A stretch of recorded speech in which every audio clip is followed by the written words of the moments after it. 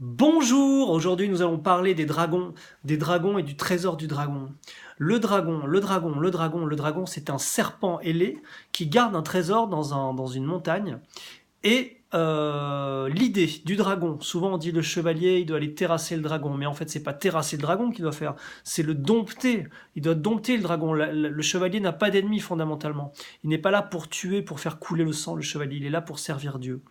Qu'est-ce que ça veut dire servir Dieu? Servir Dieu, ça veut dire servir, comme j'ai dit précédemment dans une vidéo, ça veut dire servir son être véritable, son âme et son esprit. L'âme, c'est-à-dire tout ce qui le touche intérieurement, profondément. Son âme, ce qui agit, ce qui forme le corps. Les forces, ton âme, c'est les forces qui forment ton corps et qui forment ton activité du quotidien.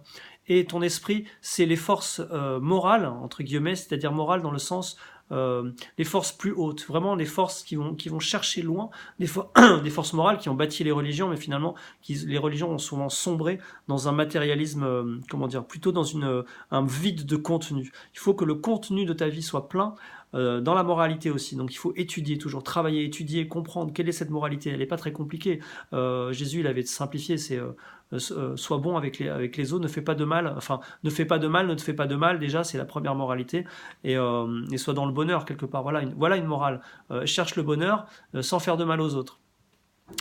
Donc, justement, pour parler du dragon, pour parler de cette richesse, le dragon, il garde le trésor. Si tu domptes le dragon, tu domptes ton énergie vitale, et là, le trésor, tu le fais fructifier. C'est ça dans les paraboles, souvent, qu'on trouve chez Jésus, c'est que l'argent, l'énergie de l'argent, il t'est donné de l'argent, il t'est donné des richesses, tu dois le faire fructifier. C'est-à-dire que cette eau, elle va couler de toute façon. Soit tu la laisses stagner à des endroits et ça va être la putréfaction, la vase, les mauvaises plantes, les mauvaises bestioles, ça va sentir mauvais.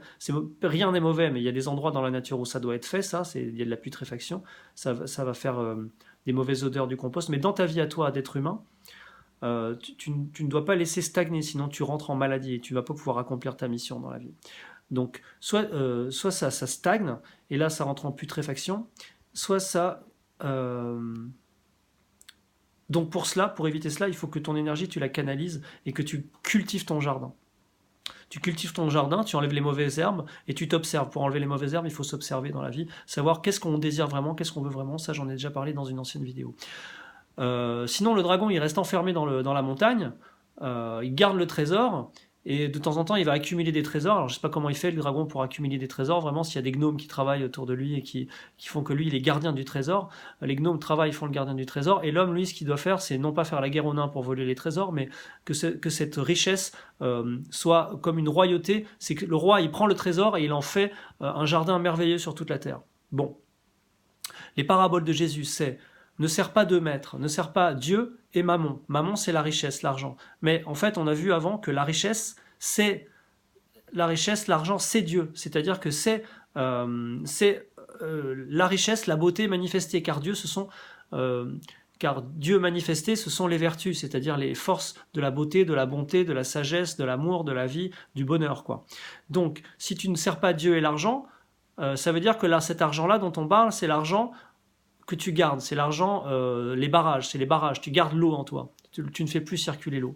Une autre parabole de Jésus, c'était tu ne dois pas servir, tu ne rendez à César ce qui est à César et à Dieu ce qui est à Dieu.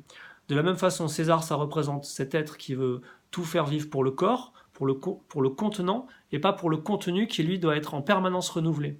C'est-à-dire que Dieu, c'est beaucoup plus large que ton corps, c'est beaucoup plus large. Donc ça, c'est toujours les mêmes concepts. Donc tu dois servir Dieu, tu dois continuer à servir ton être, ton esprit, ton âme, ton activité, etc. Et honorer donc ton âme et ton esprit.